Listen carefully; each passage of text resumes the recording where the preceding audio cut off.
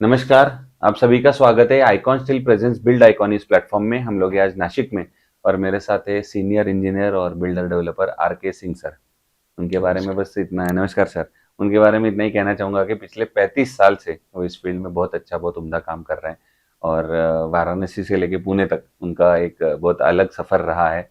और हम लोग हमेशा बोलते हैं कि हर एक आदमी का एक सपना होता है कि अपना घर बने और उसी रेसिडेंशियल प्रोजेक्ट्स में वो काम करते हैं खास तौर पर। और उसके साथ साथ इंडस्ट्रियल प्रोजेक्ट्स में भी वो रुचि रखते हैं तो उसमें भी कुछ काम कर रहे हैं। तो आज तक का उनका ये सफ़र कैसा रहा, आने वाला सफ़र कैसा होने वाला है, इस फील्ड को लेके उनके कुछ व्यूज़ हैं, इन सब के बारे में बातें करेंगे बिल्ड आइकॉन इस प्लेटफॉर्म के ऊपर। तो नमस्ते सर। नमस्कार। सबसे पहले बातों का सिलसिला यहाँ से शुरुआत करते हैं। मतलब आपकी एजुकेशनल जर्नी कैसी थी? मतलब आपका स्कूलिंग कहाँ से हुआ, फिर कॉलेज कहाँ से हुआ? सिविल इंडस्ट्रीज फील्ड में आने के लिए इंस्पिरेशन कहाँ से मिला कि जब 35 साल पहले ऐसा लगा कि मैं भी सिविल इंजीनियर बनूंगा, तो वो इंस्पिरेशन कौन थी और ये एजुकेशनल सफर आपका कैसा था? मैं वहाँ वाराणसी में एक हम्म। गांव तालुका प्लेस से था। हम्म। जेडपी स्कूल से मेरा 8वीं तक एजुकेशन हुआ। हम्म। 8वीं के बाद 9th से मैं स्कूल में है, फिर हम्म। कॉलेज किया। कॉलेज के बाद मेरा इंजीनियरिंग में एडमिशन हुआ के वाग में, और के वाग इंजीनियरिंग कॉलेज में। हम्म।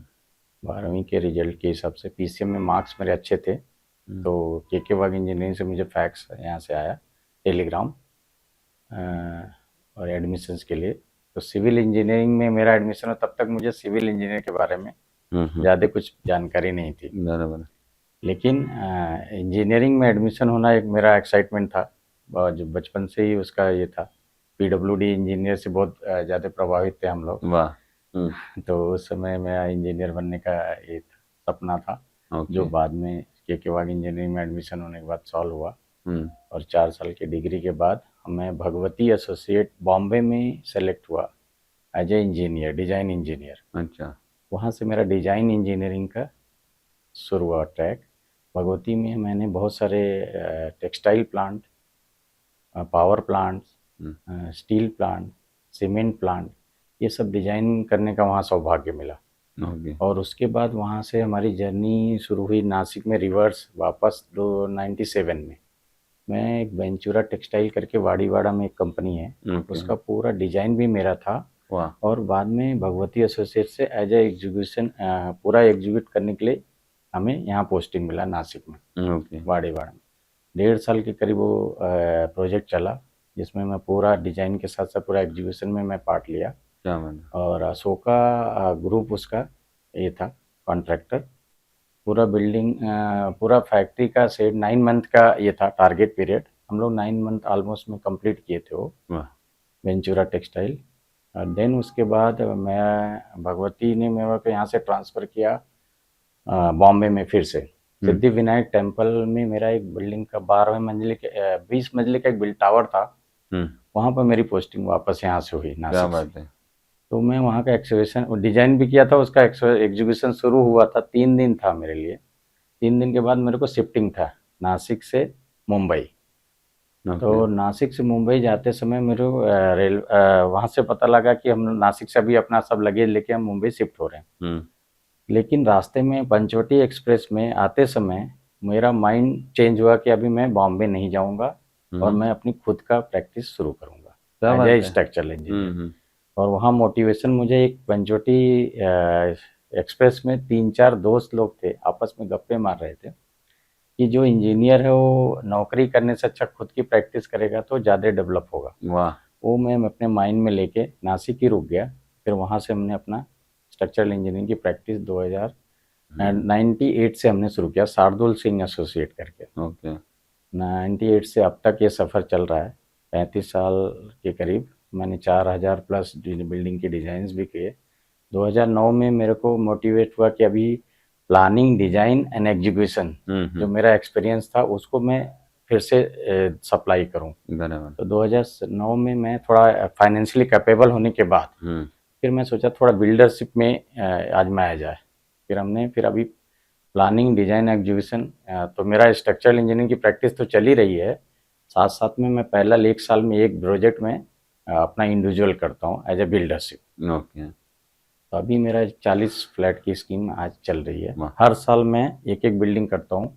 2009 से अब तक मैंने 28 से 30 बिल्डिंग का मैं प्लानिंग डिजाइन एग्जीक्यूशन तीनों के साथ किया क्या बिल्डरशिप, बात, क्या बात। और अपना एज ए स्ट्रक्चरल इंजीनियर की प्रैक्टिस चल रही है। हम्म, बहुत ही अच्छा। अरे अलग टाइप का सफर था। लोग सफर की शुरुआत में डिसाइड करते हैं, आपने सफर में डिसाइड कर लिया वही वही आपको हमने डिसाइड को किया क्या है, करना है, और आपने और नासिक थोड़ा सा अट्रैक्टिव भी था मेरे लिए, हाँ, क्लाइमेटिक कंडीशन और बाकी चीज़ों के उससे। बराबर बराबर। तो बॉम्बे में देखा मैं 4 दिन, भाग भाग दौड़ और इधर आना जाना। मेरे को पनवेल में उन्होंने रेजिडेंस दिया था, हम्म दादर में साइट थी, तो वो हम्म, थोड़ा ट्रैवल और वो सब चीज़ें वो देख भी। के नासिक का थोड़ा सा आदत भी पड़ गई थी। हम्म 96-97 में मैंने नासिक में ही जॉब किया था, तो एक अट्रैक्शन भी था।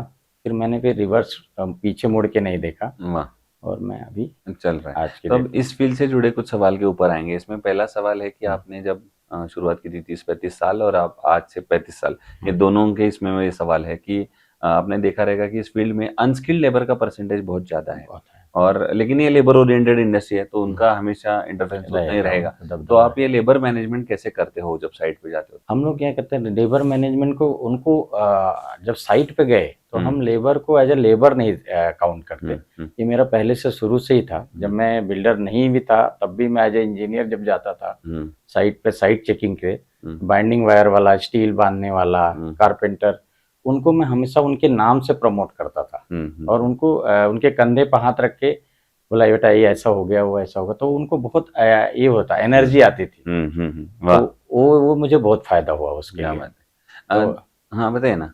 तो उसके हिसाब से मैं क्या करता था, हम ये जो नीचे का, जो मैं कॉन्ट्रैक्टर के पीछे नहीं जाता था, जो बराबर। उसका लेबर रहता था, हम्म मैं उसके नीचे तदबे पे जाके वहां पे उससे उससे उसको प्रमोट करता था, उसको हम्म, मोटिवेट करके उससे काम अपना निकलवा लेते थे। बराबर बराबर। कॉन्ट्रैक्टर को हम कितनी बार उसकी गलतियां बोलते थे, वो नहीं कर पाता था, तो फिर हम लोग बेस पे जाते थे, बेटा ये ऐसा करोगे, ये बेंटअप ऐसा उठाना ओके है। ओके, तो उसमें मैं काफी सक्सेसफुल हुआ उससे। वाह।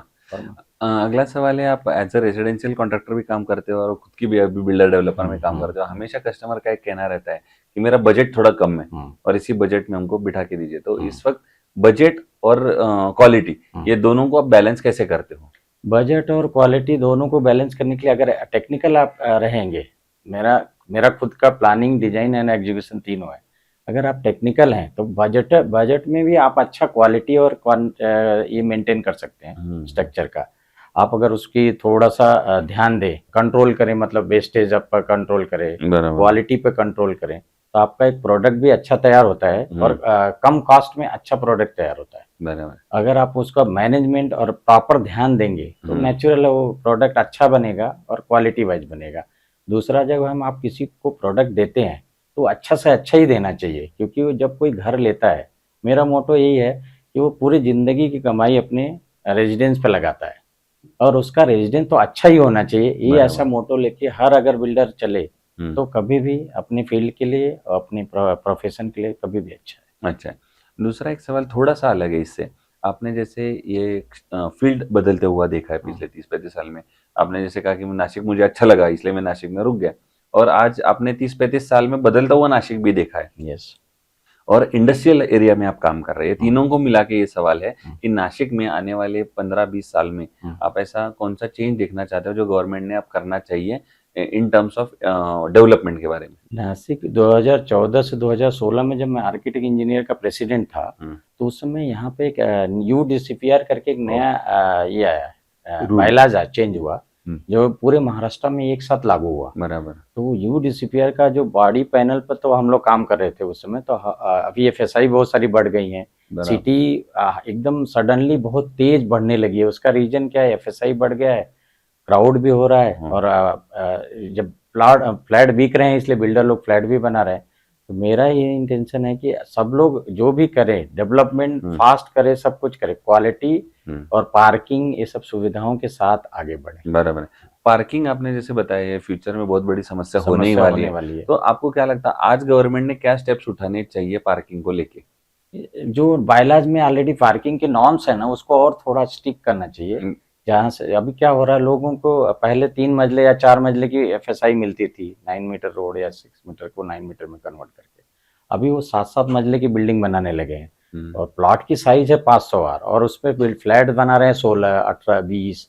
लेकिन गाड़ियां पार्किंग 20 पार्किंग तो पॉसिबल नहीं है, तो नहीं इसलिए होता। या तो उसको बेसमेंट का प्रोविजन करें, या तो बराबर फ्लैट बड़े बनाएं या पार्किंग के बिना सोए का वो फ्लैट ना बनाएं। बराबर ऐसा बराबर। मेरा अपने नासिकर के लिए एक हो गया, मैसेज ऐसा है। लगता है। हम्म, दूसरा, कंस्ट्रक्शन में जब स्टील सिलेक्ट करने की बारी आती है, हम्म। तब आप उसमें क्या पैरामीटर्स देखते हो और फिर डिसाइड करते हो कि कौन सा स्टील लेना? मैं एज ए स्ट्रक्चरल इंजीनियर तो हम हमेशा पैरामीटर स्टील का जो है, एक तो थर्मिक स्टील पहला प्रायोरिटी रहती है, जो हम्म। उसकी 5 अभी तो 550 डी तक आ गया टेक्नोलॉजी, यस। वो सब प्लस उसकी क्वालिटी, उसकी डायमेंशंस, उसका मेजरमेंट, उसका वेट, ये सब पैरामीटर ध्यान करके हम लोग देखते हो। क्लाइंट को सजेस्ट करते ओके। हैं।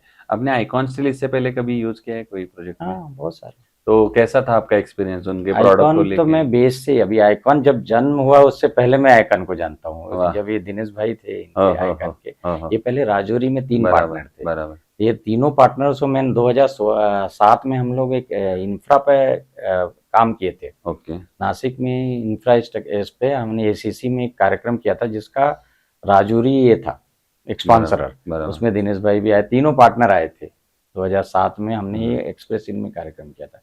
तो इनका बेस और इनकी फैक्ट्री विजिट भी मैं उस समय किया था हम वाह, लोग 2007-8 में। तो दोनों ये लोग बहुत अच्छा, इनका क्वालिटी राजौरी से ही बेस है निकला हुआ आइकॉन। यस। तो आपने अभी दिनेश राठी सर का जिक्र किया, तो उनके बारे में भी कुछ जुड़ी यादें अगर आप बता अरे सकेंगे? दिनेश भाई का एक मेरे को बहुत अच्छा लगा हम्म। कि वो हमेशा स्टील बेचने के उसमें नहीं रहते थे, वो बराबर नया इनोवेशन लाते थे। जैसे अभी आज आप जो देख रहे हैं, बराबर। ये मेरे हिसाब से ये दिनेश भाई ही कर सकते हैं, बराबर है। तो ये मेरा उनके साथ एक अच्छा पॉजिटिव एक्सपीरियंस है। ओके। अब एक बहुत मुश्किल सवाल है, तो 4000 से ज्यादा प्रोजेक्ट करने के बाद 35 साल में एक ही प्रोजेक्ट मैंने अगर आपको चुनने के लिए कहा, तो आप कौन सा चुनेंगे जो आपके हमेशा दिल के करीब रहेगा, जिसकी याद आपके साथ हमेशा जुड़ी रहेगी, और उसमें क्या स्पेशलिटी आप देखते हो? मैंने एक सुप्रीम पाइप डिजाइन किया था, जलगांव में है। 107 एकड़ की ये प्रोडक्ट था। बहुत पूरा बेस उसका, कंपाउंड वाल, सिक्योरिटी केबिन से लेके पूरा बिल्डिंग का स्ट्रक्चर मेरा डिजाइन है। बाप रे। वो मेरा सबसे चहेता प्रोजेक्ट था। अच्छा। उसमें एक टेक्नोलॉजी हमने यूज किया था, ट्रसलेस सीटिंग किया था। ओके वो प्रोफ्लेक्स सीट करके एक आई थी, जो ये चाइनीज टेक्नोलॉजी थी। ओके। वो हमने वहाँ पर यूज किया था। पहले ट्रस डिजाइन किया था, बाद में हमारा जो सुप्रीम के जो ऑनर्स थे वो चाइना विजिट पे थे उस साल। तो वो वहाँ से वो टेक्नोलॉजी ले आए, हमने उसको 3-4 महीने में एक्सेप्ट भी किया और उसके बेस पर हमने वो डिजाइन किया। वो मेरा सबसे टर्निंग पॉइंट था। Turning point. और ऐसा कोई प्रोजेक्ट की जो जो करते वक्त कुछ अड़चने आई, मुश्किलें आई, और मुश्किलों के ऊपर आपने सॉल्यूशन कैसे निकाला, या उस राह कैसे निकाली, वैसा कोई एक आध इंसिडेंस अगर याद है तो? एक हमारा प्रोजेक्ट था भोसला मिलिट्री के सामने, जो सिटी बैंक थी पहले, वहाँ ऋषिराज बिल्डर थे उसके। तो उसमें हमने नीचे बैंकिंग था और ऊपर रेजिडेंशियल कॉम्प्लेक्स थे। बराबर। तो उस जमाने में 2006-07 की बात है, 2006-07 में।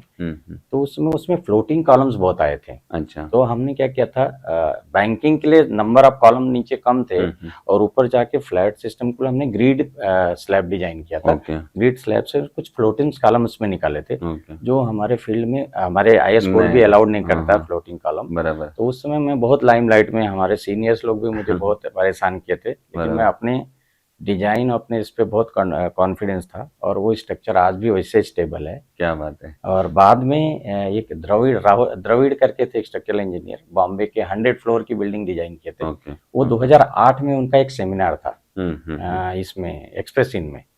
तो उन्होंने जब वो कॉन्सेप्ट बताया कि बेसिक कॉलम मेरे 21वें मंजिले पर सब जाके फ्लोटिंग कॉलम में कन्वर्ट हो जाते हैं, तब मुझे बहुत अच्छा लगा था उस समय। वाह। और मेरे डिजाइन पर मुझे बहुत कॉन्फिडेंस था। क्या बात है। दूसरा, आपने अभी तक मतलब जैसे बताया कि इंडस्ट्रियल में आप ज़्यादा काम किया है, तो आपको क्या लगता है इंडस्ट्रियल में काम करते वक्त क्या स्पेशल प्रिकॉशंस लेने पड़ते, क्या अलग सोच रखनी पड़ती है, और उसके आप काम कैसे करते उसके ऊपर, वो प्रोजेक्ट के ऊपर? इंडस्ट्रियल प्रोजेक्ट में हमने काम किया था, देखो बिनानी सीमेंट प्लांट हमने डिजाइन किया था। खान सीमेंट प्लांट पाकिस्तान का डिजाइन मेरे हाथ से था। हम भगवती एसोसिएट में जब एसोसिएट हुए थे बीच में 2006 से 2008 में, तो मैंने पावर प्लांट, सीमेंट प्लांट और टेक्सटाइल प्लांट, 3 प्लांट बहुत स्पेशलाइज में किए थे।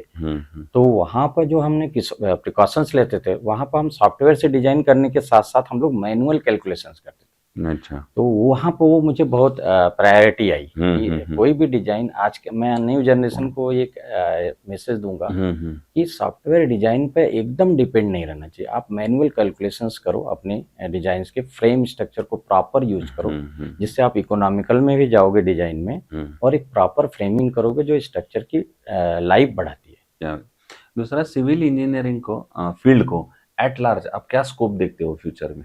बहुत ही अच्छा, मेरे दोनों बच्चे इसमें, एक लड़की मेरी एमई स्ट्रक्चर है ओके। और लड़का मेरा मुझे ही फॉलो कर रहा है, शायद बीटेक सिविल में ही है। क्या बात है। तो मेरे दोनों बच्चों अगर मुझे फॉलो कर रहे हैं तो मैं तो सोच रहा हूँ कि सिविल में बहुत ज्यादा बहुत स्कोप स्कोप है। है, क्या जो बात है। घर का माहौल इतना अच्छा है, तो वाह मैं वाह। सबको बोलूंगा सिविल इंजीनियरिंग आगे बहुत अच्छा है। ये बेसिक ब्रांच है। हम्म। सिविल, मैकेनिकल, इलेक्ट्रिकल, ये तीन ही इंजीनियरिंग ब्रांच थे जब बराबर। हम लोग पढ़ाई शुरू किए थे। अभी तो इसके बहुत सारे शाखाएं हो गए हैं, यस यस। 10-12 शाखाएं आ गई इसकी, हम्म। एक दूसरे से रिलेटेड। ओके। और अब आखिरी सवाल, जब आपने कहा कि आपकी सेकंड जनरेशन भी इसमें है, तो आपके दोनों बेटों को भी क्या सलाह देते हो, जो सलाह हम चाहते हैं कि आप बाकी के भी सिविल इंजीनियर्स को दो, जो इस फील्ड में आप पहला कदम रख रहे हैं? सिविल इंजीनियर बनने के बाद सिविल इंजीनियर अपना कॉन्फिडेंस न खोए, और हम्म। सिविल इंजीनियर एक बहुत अच्छी इंजीनियरिंग ब्रांच है। ओके। मैं तो बोला अपना सेल्फ कॉन्फिडेंस कंटिन्यू रखो, ओके। और थोड़ा सा पहले जॉब करो, पहले हम्म। फील्ड पे काम करो, फिर आप डिजाइन में, अगर डिजाइन एस्पेक्ट है तो आप पहले फील्ड पे जाओ, फिर डिजाइन में आओ। ऐसा मेरा, ऐसा फील्ड और का एक्सपीरियंस लेके डिजाइन करेंगे तो आप ज़्यादा फास्ट सक्सेसफुल होंगे और एक्यूरेट सक्सेसफुल होंगे। क्या बात है।